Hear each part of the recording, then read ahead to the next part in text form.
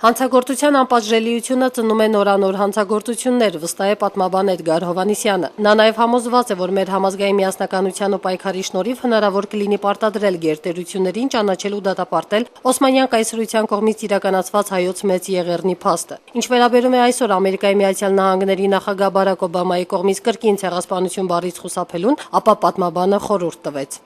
Մենք չպիտի մեր ամբողջ ցանկությունները կապենք Ամերիկայի նախագահի մի խոսքից։ Մենք առաջին հերթին պետք է լինենք ուժեղ եւ որպեսզի կարողանան մեր հետ հաշվի նստել, որտեղ ցավոք սրտի երբեմն ցեղասպանության ճանաչումը դարձել է մեծ քաղաքականության մեջ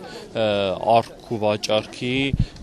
տարբեր հարցերում զիջել չզիջելու ինտրիգների առարկա։ Մենք պիտի նաեւ ուժեղ լինենք, որպեսզի դրա հետևից չընկնենք։ Համազգային սգո այսօրվա եւ Սուրբ Զատիկի համընկնումը Ծիծեռնակաբերդի բարձունք եկած մարդիկ կապում են մեծ խորհրդի հետ։ Այսօր երևի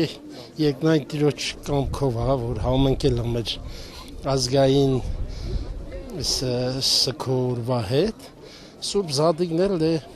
ասում մատախարն է, ես sense կասեի։ Սգի կողքը ես ուզում եմ, որ մեր ժողովուրդը գոյատևի, հա դուրս գայս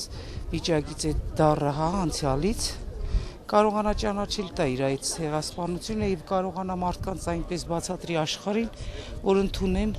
եղելությունը ճիշտ է։ Այսօր անմար կրակի մոտ ծաղիկներ ու ծաղկեպսակներ դրեցին նաեւ հայկական պետական մանկավարժական համալսանի ուսանողները ռեկտոր Ռուբեն Միրզախանյանի գլխավորությամբ։ Մենք հայերս Հայաստանը բավականին ուժեղ ենք եւ պետք է գնալով ավելի ուժեղանանք, որ ոչ թե մեծ տերությունների վրա մեր հույսը դնենք, որ նրանք ճանաչեն, այլ մենք ստիպենք հենց Թուրքիային, որպեսզի Թուրքիան եւս ճանաչի։ Նարինե Էրիսյան, Հովսեփ Հովսեփյան, IPV